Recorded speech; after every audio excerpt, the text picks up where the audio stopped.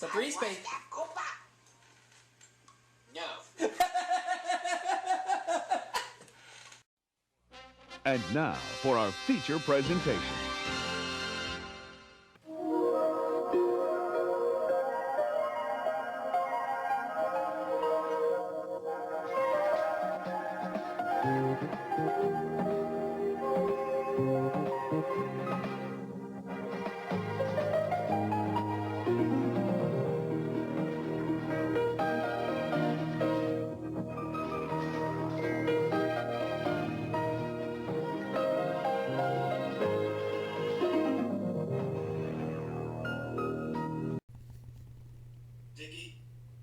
We want to thank you so much for teaching the public to make the right moves in life. I'm sure that children worldwide will keep learning you from your performance as Pinocchio for generations to come. Oh, and while you're at it, could you please say hi to Uncle Walt for me while you're up there? We will miss you, pal. Deeply.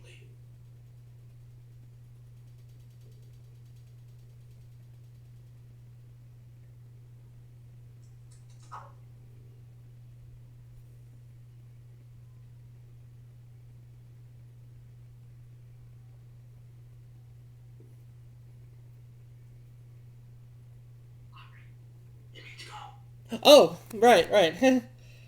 Sorry, I was dozing off there for a minute. Anyways, yeah, it's time for another series of movie collection videos, in which this time, we're moving on to the 20th Century Fox titles. And I'm being joined by, you guessed it, Tenacious Lee. Listen to Lee, dear. He knows. You will see what I'm referencing very shortly in this video. Yes. So let's get going. Here's Alien Resurrection. This is the 4th film in the Alien series with Sigourney Weaver, and this also stars Winona Ryder. Was that the one that James Cameron wrote? No, that was Aliens from 1986. Oh yeah, that was another one. Yeah, this was someone else. I saw interest in buying that movie until unforeseen circumstances prevented me from doing so. Right. Here's what the disc looks like. Bland disc. Fun fact, for those of you who live in Canada, the discs that you're seeing from 20th Century Fox, they're all manufactured by Synavia, which is a Toronto-based DVD manufacturing plant. You can check it out. Oh, yeah. Okay. Here's Alvin and the Chipmunks. That's because the discs that you're seeing are manufactured from where I live. Here's Alvin and the Chipmunks, the first in the series. Actually, this one. Jason Lee. Oh, yeah. I'll give you all my honest opinion. All right. First Chipmunks, some sort of average family film. Squeakquel, bad. Shipwrecked, or Chipwrecked, even worse. Yeah, that's what I heard too. Let me tell you a fun fact. The Squeakquel was the first family film that I took the disc out halfway through the film because I couldn't stand it. And it was all brought to us by some excessive executive meddling. Yeah. It isn't glamorous or cool or kid stuff. Kids, don't mandate stuff like what you see in Alvin and Chipmunks. It's gonna treat you like addiction. So I heard that it's one of the last Fox movies that was double-sided, meaning it's one of the last DVDs to be manufactured in full screen. I think so. That's because everybody was buying an HD TV, and thus prompting movie studios to give up on full screen forever. What we have right here is Anna and the King with Jodie Foster and Chow Yun-fat. Akela and the Bee? No, Anna and the King. Oh, let me look that up. It's a 1999 film with Jodie Foster and Chow Yun-fat. Oh. It's basically like The King and I, but with a different title. And it's not a musical. Exactly. Sounds like a remake to me. That came out that same year as the King and I animated remake. Yep. It's a coincidence. Oh, yeah.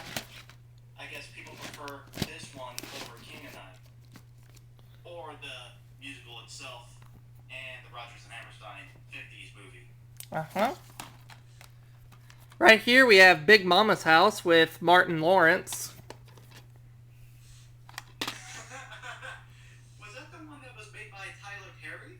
Because that's what it reminds me of. Actually, no. Tyler Perry made Medea. Oh yeah. Yeah, this was a few years before Medea. BFFs. Yeah, Big Mama's House was a few years before Medea.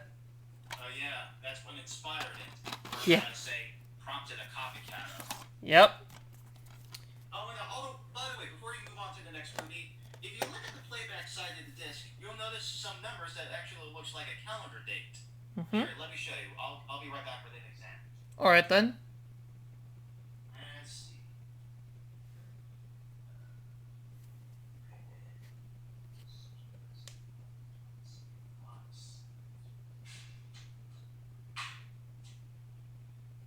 This is the one.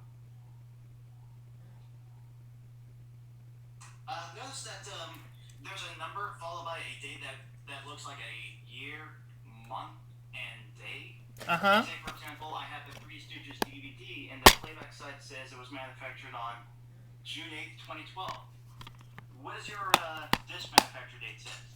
Remember, it's located on the playback side of the disc, year, date, month, and day. Let's check it. Let's check it out. For Big Mama's House, doesn't say. Try the number. Keep looking. It's year, as in 06 or just 6.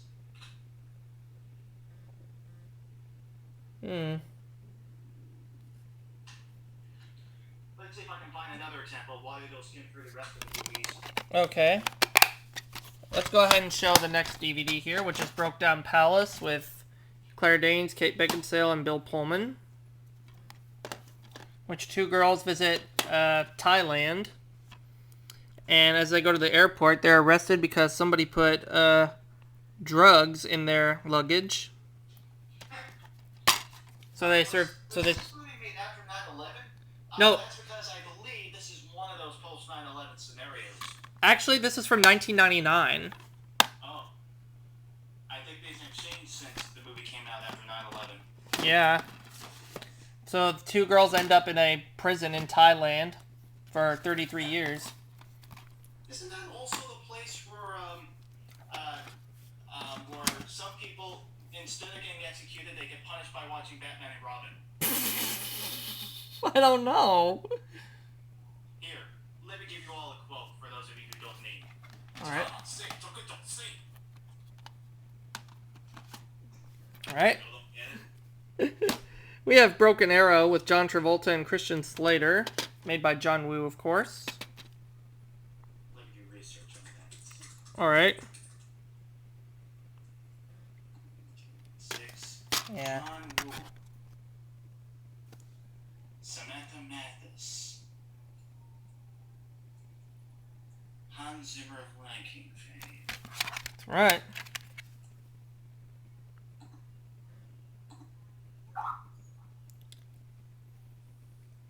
And for those of you who are hearing Skype-like sounds in the background, there's another conversation going on, but we had to get called off due to technical difficulties. Yep. And those people on that call wouldn't even try to add me back in. So, oh well, what are you gonna do? But we're in a completely different kind of video. Oh yeah, absolutely. And there you have it for Broken Arrow. Next up, we have Bushwhacked with Daniel Stern. It's a family feature. Wait, this is a VHS? DVD. Oh, I thought you were doing VHSs. DVDs. Oh, okay. The 20th Century Fox VHS tapes will come a little later. Oh, okay. Keep an eye on that, ladies and gentlemen. Yep. There's the disc. Yeah, I would put Bushwhacked on my guilty pleasures list. Absolutely. Fun movie that it is. Here's Castaway with Tom Hanks. Oh, yeah. The DreamWorks co-production. That's So technically, seeing that this was released by DreamWorks outside the United States, that is a DreamWorks movie. And you could have put it on the DreamWorks DVD collection. I could have, yeah, but here in the States, it was released by 20th Century Fox. In the United States. Well, yeah. Yep. There's Castaway. It's a good movie, by the way. For those who've never seen it, definitely check it out. Now, these next two are not movies per se, but they are released by 20th Century Fox Home Entertainment. This is a Cops DVD. This one is Cops Shots Fired. It features clips from the TV show Cops. Oh, yeah. Cops now airs on, I think, Spike TV. It used to air on Fox, now it's Spike TV. That's another thing. TV edits. Say, for example, you're watching a movie like Full Metal Jacket, and then, for legal reasons, no more F-words. During, like, crackly dubbed, Yeah. family approved lines. Yeah, really. We have the... So have you seen any motion picture from 20th Century Fox that aired on TV that had the F-word removed? Pretty sure I have. Right. And here we have Cops 20th Anniversary Edition. It's a 2-disc set, by the way. Right. Okay. Here's another guilty pleasure. Deck the Halls with Danny DeVito and Matthew Broderick. Guilty pleasure for you, but not for me. I mean, I like the film, but I know at the box office it got... a majority of the reviews were negative. Oh, boy. That's because the critics were not a big fan of gimmicky, executively metal movies. Yeah. Oh well, what are you gonna do? Right here we have Diary of a Wimpy Kid. One of those newer family-friendly movies. Yep. I saw this Kind not... of a genre that belongs to Frozen or Tangled or Wreck-It Ralph. Uh-huh. You want to go current. Oh yeah. And I have to say, this is an interesting movie. Yeah. Okay, hang on a minute here, folks.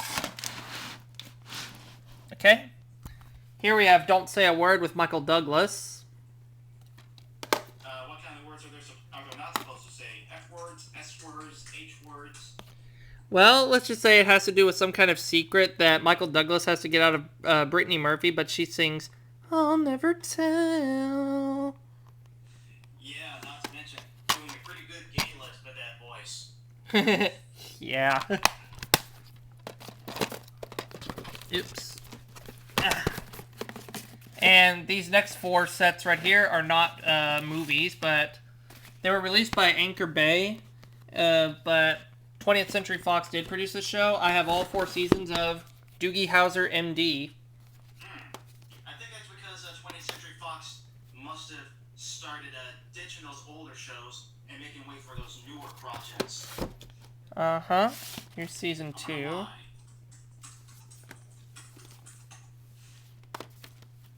Yep, we have season 2 right here. Season 3.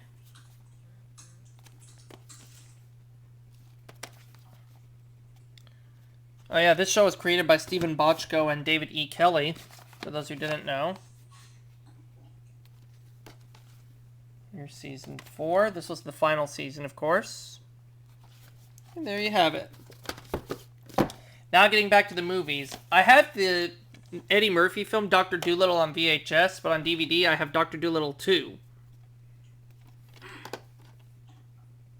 wonder why Ellen DeGeneres isn't available. Yeah. This film, I have to say, is not too bad.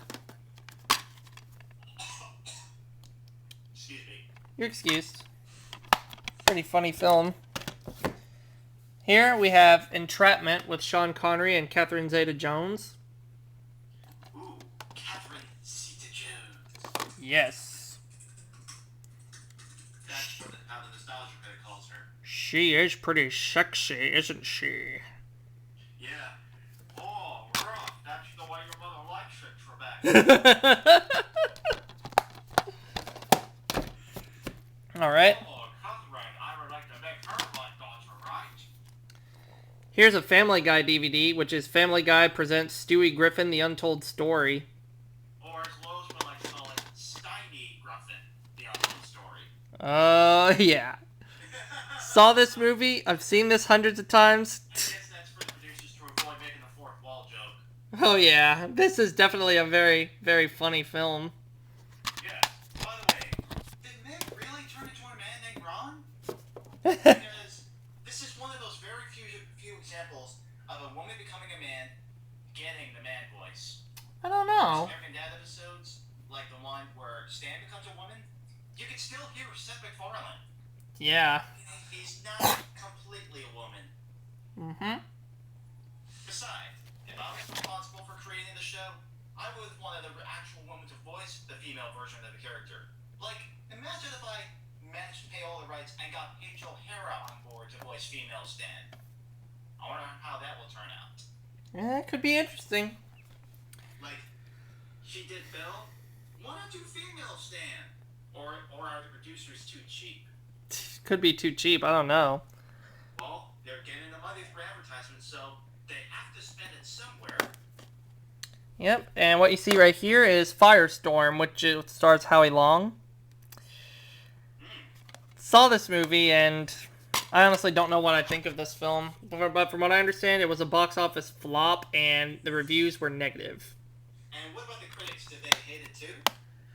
Well, there are a couple of reviews on here that are good. Like Gene Wolfe of Hollywood says Howie Long scores as a hero the most spectacular fire scene since Backdraft. I think Backdraft is much better than this film. Right. So, yeah. Now, oh my god, this is number 1 on my guilty pleasures list of all time. And I'm gonna get a lot of hate for this, but here it is. Freddy Got Fingered with Tom Green. Oh, Jesus. You loved Freddy Got Fingered? I don't love it, I'll tell you that. But I definitely think it's something to completely gawk at if you're bored. You what? I don't love this film. I just find it on my guilty pleasures list because it's so bad it's good. Especially the part with Oh, that is good. Oh, yeah. especially the part where he goes, "Daddy, would you like some sausage? Daddy, would you like some sausages? Daddy, would you like some sausage? Sausages, sausages." Yeah. I mean, this film is horrible, but it's hilarious. Right. Here's a few Garfield DVDs. Now, I have the original Garfield movie on a blank disc, but this is A Tale of Two Kitties, the sequel. Oh, isn't that the one where the critics hated even more? I believe so, but I didn't think this movie was that bad. This movie was directed by the same dude who would eventually direct Alvin and the Chipmunks. Yeah, but I have to say, I didn't think this movie was that bad. Well, it could have been worse. It could have been worse, yeah. Considering that he wanted to direct much worse movies. Mm-hmm. And here we have Garfield Gets Real. This is where Garfield is a 3D character of some sorts. Now this is where Frank Welker voices Garfield. Greg Berger still voices Odie, and I think Jason Marsden voices John Arbuckle. Okay. Alright. And here we have the Garfield Holiday Celebrations, which features Garfield's Halloween Adventure, Garfield's Thanksgiving, and my favorite, the Garfield Christmas Special. Nice. Oh, yeah. The Garfield Christmas Special I've watched every year as a kid. I remember the last time it aired on CBS was in the year 2000. That is very interesting to know.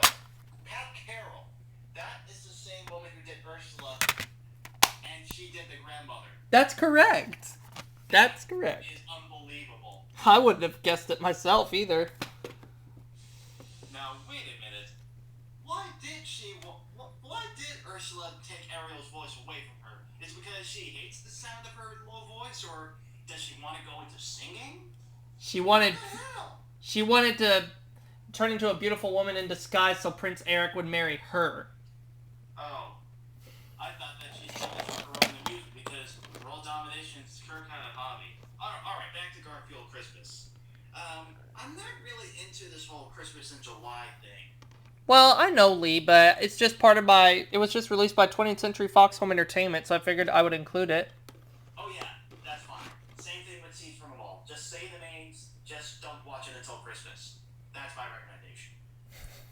Just like you told me the other night not to watch Casper until October, but hey, if ABC Family can air it whenever they want, I can show it whenever I want. Right.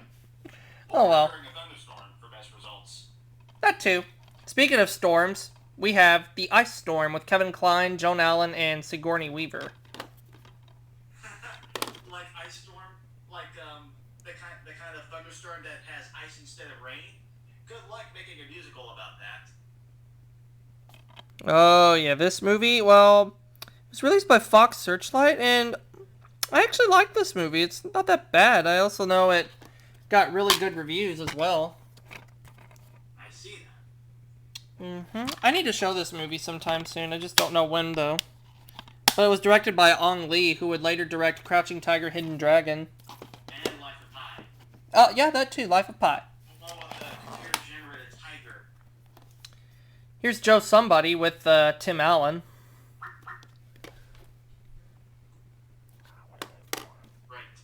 Right. And what to say about this film, except that it's interesting? Sorry, guys. I just got an urgent Skype message. It's okay. Alright, let's get back. Alright, so there's Joe Somebody. Here's another film with Sean Connery, The League of Extraordinary Gentlemen, Yes. from the director Which of would Blade. inspire the VeggieTales title parody, League of Incredible Vegetables. Yes, indeed. Okay. And actually, speaking of 20th Century Fox, it now distributes movies from DreamWorks Animation. Uh-huh.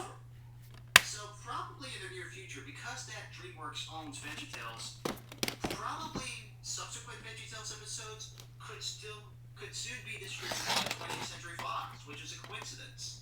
Could be. Let's see how this goes. Alright. Here's Eddie Murphy with Meet Dave. Or in Meet Dave, I should say. A very interesting movie. That's all I can say. That's all I can say, too. There's the disc. I got this at a Blockbuster Video that was going out of business.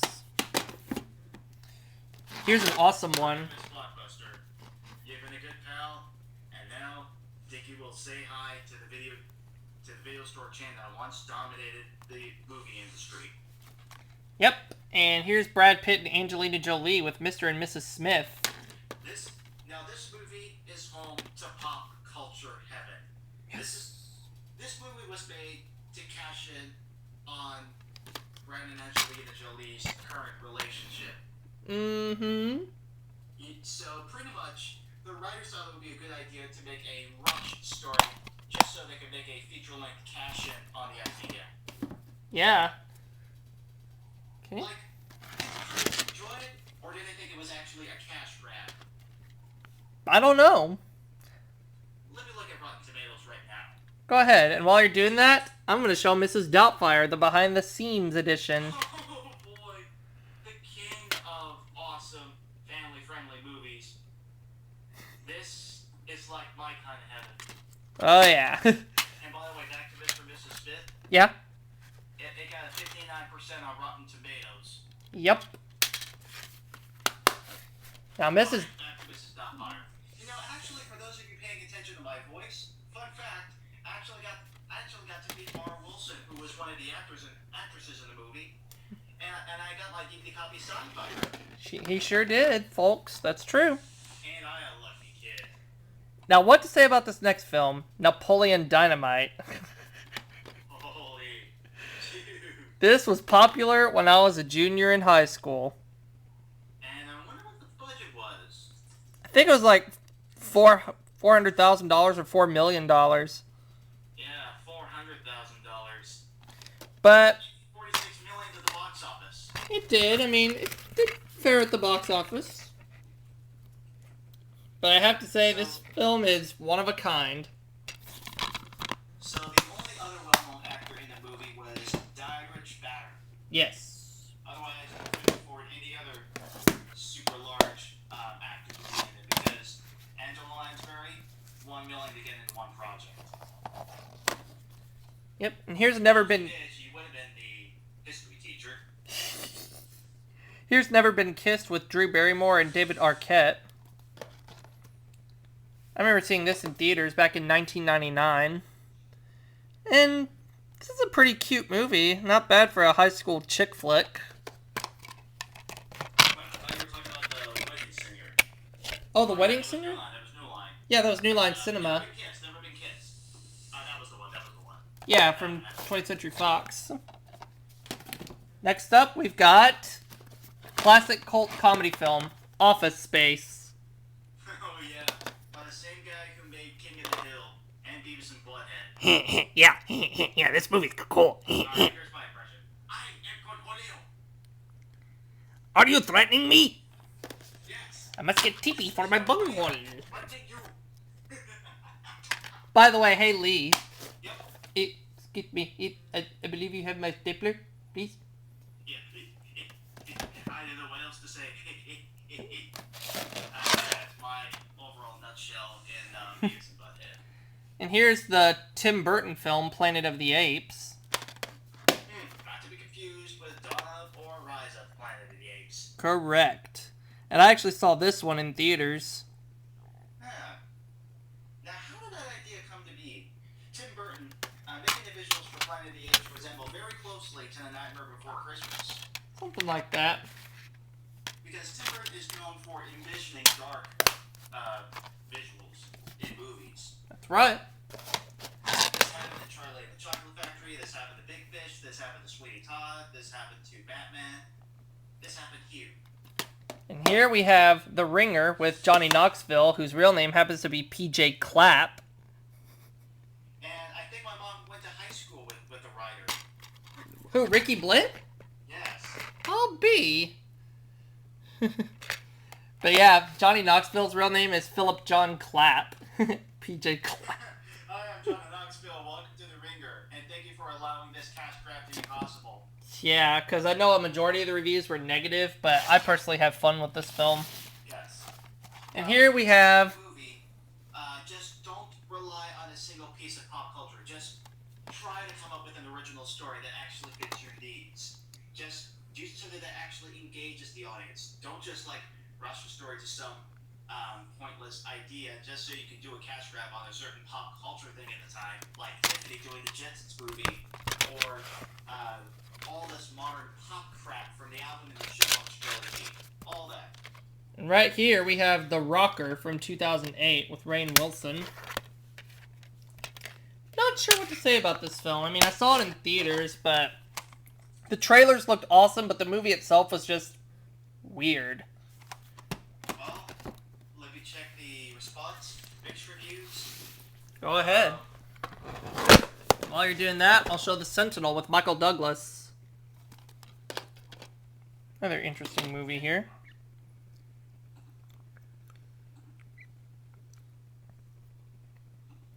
Yeah, no kidding. What does it say? What does what say? What you said, no kidding. Sorry, I wasn't even paying attention. It's okay. It's alright.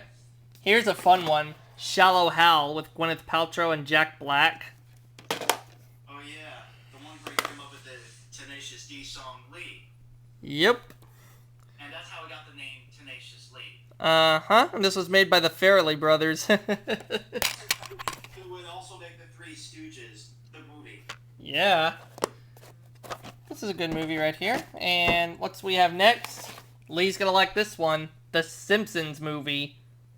Holy, I am in heaven.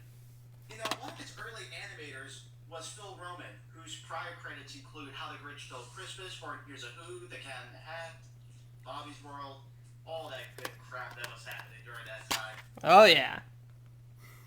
Saw this movie in theaters. For being involved in the Tom and Jerry movie, that's for sure. Yeah, I saw The Simpsons. The animation of The Simpsons that I love, but not the comedy or something. It's actually the animation that I'm in love with. Of course. The other animator that I'm in love with is Ward Kimball. Of course. Now, these next two sets right here are also seasons that were released by the Shout Factory. And this was a TV show that was on in the 80s. So you have the first and second complete seasons of Small Wonder. Wasn't that one of those shows where somebody named Fred Savage was in? No, that was the Wonder. That was the Wonder Or it's Years. the same title. No, that was the Wonder Years. Small Wonder deals with a robot girl. Not very many people are familiar with the show, but I certainly remember the show growing up as a kid. It's one of a kind, I'll tell you that. I think that's what inspired the Not Quite Human films on the Disney Channel. Here's Speed with Keanu Reeves. Now, how can Disney pay the rights to broadcast things from Fox? I don't know. Disney when they aired Capstone Dance, which was made by Warner Brothers. If only Disney was responsible for making that. You know, Lee, that's a good point, because that's a very good point. What we have here, True Lies with Arnold Schwarzenegger. Put that cookie down! I love this movie. This is one of my all-time favorites. No wonder why you didn't have that movie yet. Put that cookie down. Okay. What kind of cookies does he want it to keep? Peanut butter, chocolate chip, white chip macadamia, oatmeal. Depending on what kind of cookie he's in love with, I don't know what kind of cookie he wants to put down. Right here we have Tigerland, which is a film from 2001. I know not very many people have heard of this film, but... Tigerland? You mean like the most tiger-friendly place on Earth? Actually, no, this is a war movie. It deals with the Vietnam War. Oh, you got me confused as like a Disneyland ripoff. Oh no, this is a 2001 film that has to do with the Vietnam War. I know it wasn't in theaters for a very long time, but here we have Unfaithful with Richard Gere and Diane Lane.